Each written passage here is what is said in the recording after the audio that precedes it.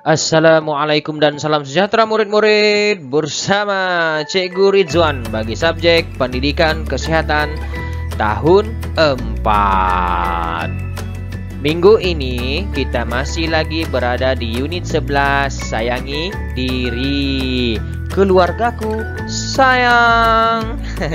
Dengan tajuk kita pada hari ini yaitu peranan dan tanggung jawab ahli keluarga dalam menangani gejala sosial. Sebelum itu, kita telah belajar berkenaan dengan contoh gejala sosial. Bila kita belajar nih, beberapa minggu yang lalu, kita ulang kaji sedikit ya. Daripada apa yang kita belajar, kita sudah belajar contoh gejala sosial, antaranya ialah bully, hidugam, yang ketiga lumba haram, yang keempat ponteng sekolah, dan yang kelima ialah merokok. Ingat lagi kan? Ini kita sudah belajar pada minggu yang sebelum nih. Untuk minggu ini kita akan belajar berkenaan dengan peranan dan tanggung jawab ahli siapa? Ahli keluarga dalam menangani gejala sosial. Bagi peranan dan tanggung jawab ahli keluarga dalam menangani gejala sosial, kita boleh bahagikan kepada dua, yaitu peranan dan tanggung jawab ibu bapa, dan yang kedua peranan dan tanggung jawab adik beradik. Peranan yang pertama, peranan dan tanggung jawab ibu bapa. Lepas ini kita terangkan pula adik-beradik ya. Untuk yang pertama, ibu bapa perlu kerap meluangkan masa dan melakukan aktiviti berfaedah dengan anak-anak. Contohnya bersukan, bersenam. Itu yang pertama. Yang kedua, nasihat kepada anak supaya saling hormat menghormati antara ahli keluarga, adik-beradik, jiran tetangga. Dan yang ketiga, nasihat kepada anak supaya mendengar pandangan antara anggota keluarga, dan setiap anggota keluarga perlu saling menasihati. Daripada ketiga-tiga peranan ini dan tanggung jawab ini, anak-anak akan dapat mengelakkan daripada terlibatnya dalam gejala sosial seperti merokok, apalagi tadi bully, lumba haram, dan banyak lagi.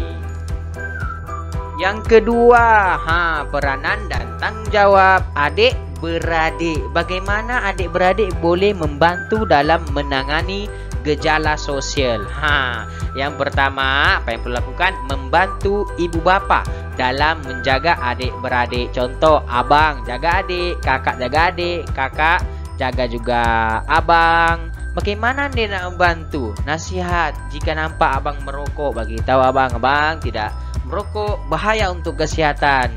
Nasihat dengan adik-beradik. Bantu ibu bapa. Ibu bapa kita nih, contoh ibu bapa sedang bekerja, banyak yang bekerja, tak ada yang jaga. Kita sebagai abang ataupun kakak, kita kena bantu ibu bapa untuk menjaga adik beradik.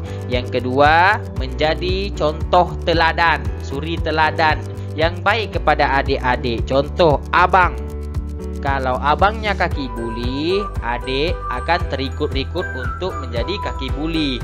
Abangnya merokok, adik pun sama akan terikut-ikut untuk merokok. Tapi tidak semua ya, tidak semua yang abangnya merokok, adiknya merokok, tidak. Terdapat majority, hampir ke semua, tapi tidak semua. Jadi abang sepatutnya, abang ataupun kakak jadi contoh teladan kepada adik. Bagaimana contoh teladan? Jaga kelakuan, jaga hubungan dengan ibu bapa. Oke?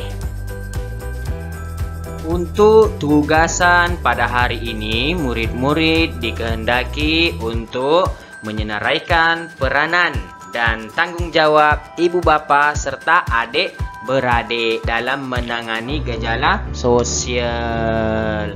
Nih, kamu sudah tengok borang nih, kamu tengok borang nih ya. Ini contohnya yang cikgu akan bagi dalam grup WhatsApp. Apa yang perlu kamu lakukan? kamu isi di dalam petak kosong ini. Peranan ibu bapa dan peranan adik-beradik. Tadi cikgu telah terangkan 3 peranan ibu bapa. Jadi kamu boleh ambil yang di atas saja. Yang di atas tadi penerangan tadi ya. Untuk adik-beradik pun cikgu sudah terangkan 2 peranan ibu bapa. Cikgu kenapa letak 3? 1, 2, 3. Ini 4. Cikgu terangkan tadi peranan ibu bapa 3 saja. Ada lagi 1 nih. Yang adik-beradik cikgu terangkan 2 saja. Cikgu bagi tahu 2 saja. 1 lagi. Oke, tambahan yang 1 bagi adik-beradik dan ibu bapa. Murid-murid perlu coba fikirkan. Apa lagi peranan yang boleh peranan dan tanggung jawab ibu bapa dalam menangani gejala sosial. Coba ya. Oke, anak murid, itu saja daripada cikgu pada hari ini. Jumpa lagi pada minggu hadapan. Sila jaga diri, jaga kesehatan, dan yang paling penting jangan lupa berdoa. Sekian, terima kasih. Thank you. Bye. Assalamualaikum.